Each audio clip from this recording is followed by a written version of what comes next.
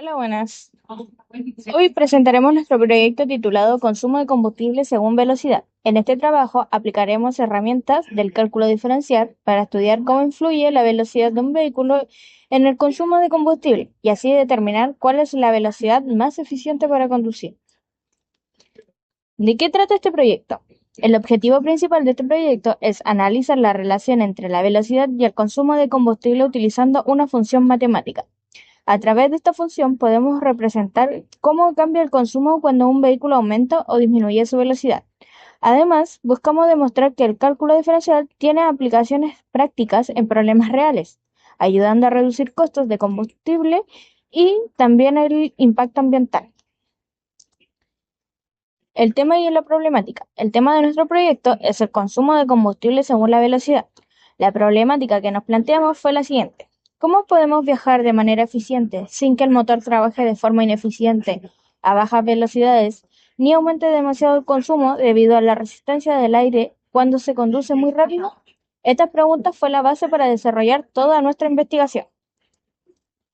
Las nociones matemáticas. Para resolver estos problemas utilizamos diferentes conceptos matemáticos. Primero trabajamos con una función cuadrática que representa la relación entre velocidad y consumo.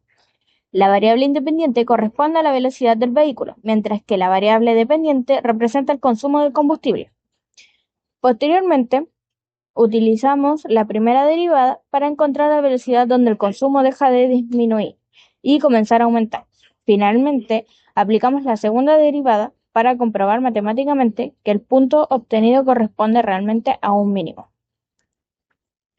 Los objetivos y las preguntas. Nuestro objetivo general fue analizar la relación entre la velocidad y el consumo mediante funciones cuadráticas y cálculo diferencial para determinar la velocidad óptima de conducción.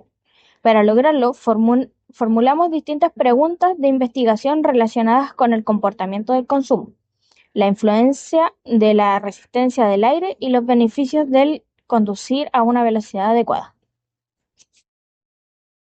Nuestros temas iniciales. Para desarrollar el proyecto fue necesario integrar conocimiento de distintas áreas, como el consumo de combustible, velocidad y movimiento, eficiencia energética, resistencia aerodinámica, funciones cuadráticas, derivadas y el uso del programa GeoGebra para representar los resultados gráficamente.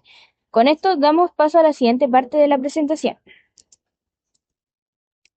Cronograma. En esta diapositiva se presenta el cronograma de trabajo. Organizamos el proyecto en 4 semanas, comenzando con la investigación del problema. Luego el desarrollo del modelo matemático, la aplicación del cálculo diferencial, la elaboración de gráficos y finalmente el análisis de resultados y preparación de la presentación. El modelo utilizado fue la función de velocidad es igual a 0,001 velocidad al cuadrado menos 0,16 de velocidad más 12,4, donde la velocidad se mide en kilómetros por hora y el consumo en litros cada 100 kilómetros. Esta función representa el comportamiento esperado del consumo. Disminuye inicialmente y luego aumenta cuando la velocidad es demasiado alta. ¿Por qué usamos esta función? Elegimos una función cuadrática porque representa adecuadamente el comportamiento real del consumo de combustibles. A velocidades muy bajas, el motor trabaja con menor eficiencia. Luego existe una velocidad donde el consumo es mínimo y finalmente vuelve a aumentar debido a la resistencia aerodinámica.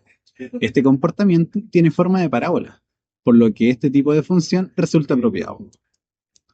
Desarrollo con derivadas. Luego calculamos la primera derivada de la función. Igualando la derivada a cero, encontramos el punto crítico, obteniendo una velocidad de 80 km por hora. Luego calculamos la segunda derivada, cuyo resultado fue positivo.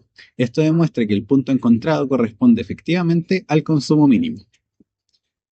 Representación gráfica. En estas gráficas realizadas en GeoGebra podemos observar todo el análisis matemático. En la primera muestra la función original. La segunda representa la primera derivada y permite visualizar que corta en el eje X exactamente en 80 km por hora, confirmando el punto crítico. Finalmente, la tercera gráfica muestra la segunda derivada, la cual permanece positiva, verificando que la parábola es cóncava hacia abajo y que el punto obtenido corresponde a un mínimo. Con estos resultados pasamos al análisis de las preguntas de investigación. Ahora que ya vimos desarrollo matemático, y la gráfica podemos responder las preguntas que nos planteamos al inicio del proyecto. Lo primero que comprobamos es que sí existe una relación entre la velocidad y el consumo de combustible. A medida que aumenta la velocidad desde valores bajos, el consumo disminuye hasta llegar a un punto donde es el más eficiente. Sin embargo, si seguimos aumentando la velocidad, el consumo vuelve a subir debido prácticamente a la resistencia del aire y al mayor esfuerzo que realiza el motor. También observamos que conducir demasiado lento tampoco es conveniente, ya que el vehículo tarda más tiempo en recorrer la misma distancia y el motor trabaja de forma menos eficiente.